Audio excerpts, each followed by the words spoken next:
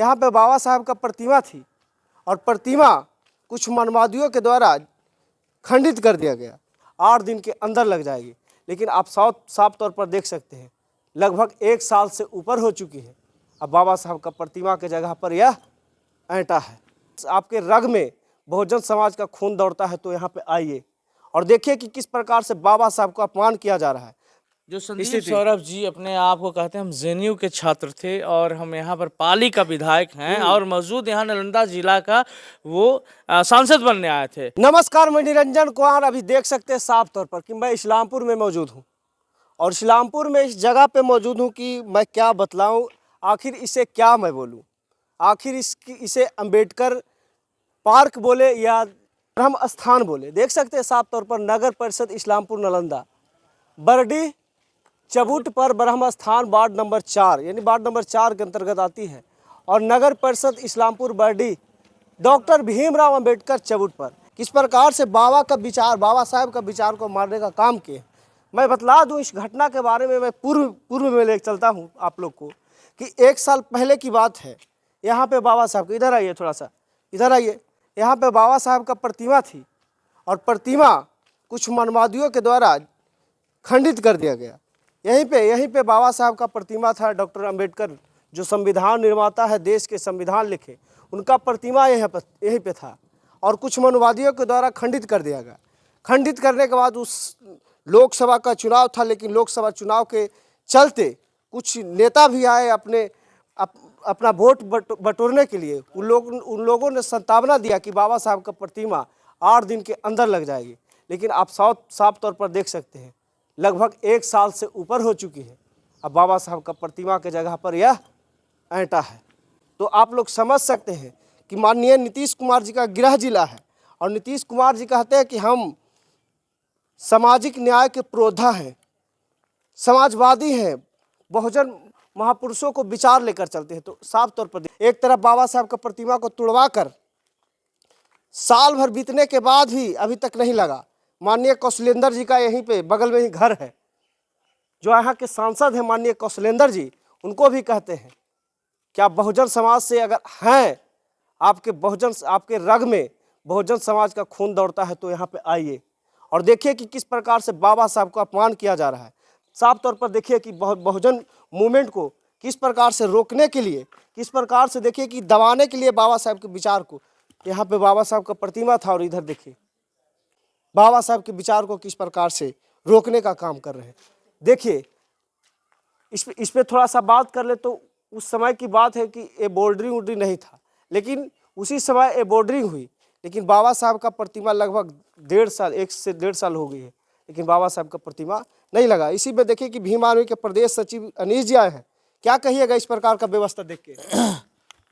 क्या बोले, सबसे दुख भरी बात है। अगर बाबा साहब अम्बेडकर साहब का अगर यहाँ मूर्ति होता तो बहुत अति होता, क्योंकि यहाँ पर ही पीपल का भी पेड़ है और बर का भी पेड़ है। तो पीपल का पेड़ पर तो खास तौर से बुद्ध भगवान अति विराजमान हुए हैं और यहाँ पर जो हनुमान जी को जो मूर्ति लगा रखे हैं उस जगह पर हमारा बुद्ध भगवान होते और जिस जगह पर ये जो साहब ये अपनी ब्रह्म स्थान अपना जो स्थापित किया है, इस जगह पर संत गुरु रविदास होते। तो ये जो बहुजन महापुरुष का जो संत रविदास जी थे, कबीर जी थे, बहुत सारे महापुरुष हैं, ज्योतिबा फुले हैं। तो ये तमाम सारे अगर ये बना देते तो ये खूबसूरत नज़ारा होता और इतने अति सुंदर होता। नीतीश कुमार जी का गृह जिला है, इस प्रकार से देख सकते हैं आप। देखिए नीतीश कुमार का गृह जिला है ही और यहाँ पर कौशलेंद्र कुमार के भी गृह जिला है और ग्रामीण उनका घर है, गृह जिला ना बोलिए, उनका घर है इस्लामपुर में। घर है और ग्रामीण विकास मंत्री हैं जो बगल में बेन है, यहाँ के लोग हैं। तो इतनी घटियापा जो सोच विचार है ना। और यहाँ का जो प्रशासन एसडीएम जो था, एसडीओ साहब भी पिछला बार आए थे, वीडियो देखे थे। हमारा जो उसमें सचिव था, हमारा भीम आर्मी के सचिव था, उस मैटर पर हम भेजे थे। तो उस समय सद्भावना दिया था एसडीएम साहब कि हम करेंगे इसमें, बाबा साहब का अम्बेडकर बैठाएंगे। लेकिन इतनी धोखेबाजी लोग में कि किस बात का डर है। तुम एसडीएम हो तो क्या हो, आखिर किस बात का, मतलब नीतीश कुमार से डरते हो या बहुजन विचार से डरते हो, या तुम मनुवादी था, या दबाव प्रेशर में बोला होगा, या हो सकता है इस तरह का दबाव आता है एसडीएम में, डीएसपी में, इस प्रकार का आता है, इसे नहीं कहेंगे। लेकिन मैं ये कहता हूँ कि ये जो उस समय राजनीति का रोटी सेकने आया था ये लोग, नेता लोग, उस समय उसकी मति भ्रष्ट कर गई थी कि आके समीक्षा करता कि हाँ यहाँ पर हनुमान जी का मंदिर बैठा रखा जहाँ की बाबा साहब का स्थान है।